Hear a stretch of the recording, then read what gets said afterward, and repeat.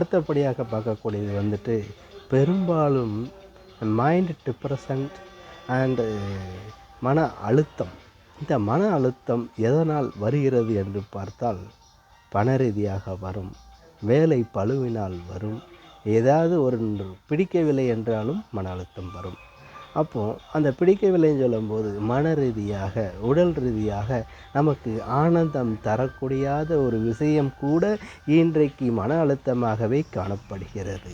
அதற்காண்டி தான் நம்மளை என்ன சொல்கிறாங்க மருத்துவர்கள், நீங்கள் போய்ட்டு கொஞ்சம் ஏதாவது மியூசிக் மாதிரி கேளுங்க, ஏதாவது விளையாடுங்க, இல்லை எக்ஸசைஸ் பண்ணுங்கள், ஏதாவது பாட்டு கேளுங்க, ஏதாவது இசை கேளுங்க, ஏதாவது யோகா பண்ணுங்கள் இப்படின்னு சொல்லுவாங்க. காரணம், உங்களுக்குள்ள பிரச்சனைகள் எல்லாமே மூடி மூடி மூடி மூடி மூடி உங்களுக்குள்ளேயே வைத்து அதை சிறுசாக கடுவு மாதிரி இருக்கிறத பெருசாக்கக்கூடிய அளவுக்கு காரணம் இங்கே தான்.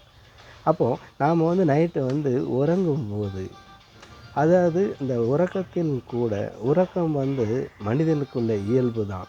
ஆனால் அந்த உறக்கத்திலும் நமக்கு என்னென்ன வேலைகளாக நடக்கிறது என்று பார்த்தால் அது வியப்படைவீர்கள். அந்த அளவுக்கு, அதாவது மொபைல் ஃபோனில் எடுத்து நாம் வேண்டாததை டெலீட் பண்ணுறோமா இல்லையா, அதே மாதிரி தான் நமக்குள்ள மண்டைக்குள்ளே மூளைக்குள்ளே எது எது வேண்டாங்கிறத அதை பார்த்து டெலீட் பண்ணிக்கிட்டே தான் இருக்கும்.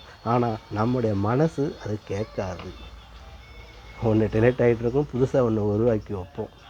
அதுதான் பயம்.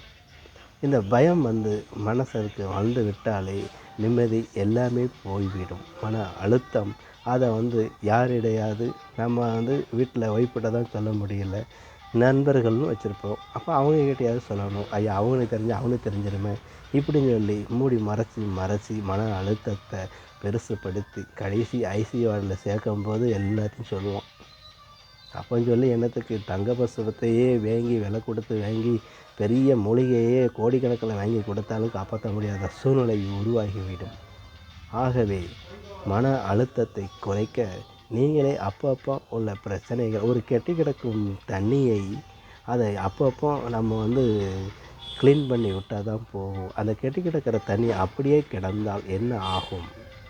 அதே மாதிரி தாங்க மனசில் ஒரு பிரச்சனைகள்னு சொல்லி விட்டாலே அதை உடனேக்கு உடனே தீர்வு காண்பது நல்லது. பார்த்துக்கலான்னா நம்மளை பார்க்கறதுக்கு ஆள் யாருமே இருக்க மாட்டாங்க. அந்த சூழ்நிலையை உருவாக்கிடாதீங்க. மன அழுத்தங்கிறது பெரிய ஒரு நோய். அந்த நோயை நீங்கள் தான் சரி பண்ணிக்கிடணுமே தவிர அப்பப்போ வரக்கூடிய பிரச்சனைகளை சரி பண்ணுறது நல்லது என்று சொல்லிக்கொண்டு மருத்துவர்களை நாடுகள், ஆலோசனைகளை கிடைக்கும். அதன் மூலமாக நமக்கு எல்லா விதத்திலும் ஒரு மாற்றம் கிடைக்கும் என்று மூலதனமாக சொல்லிக் கொண்டிருக்கிறேன். நன்றி.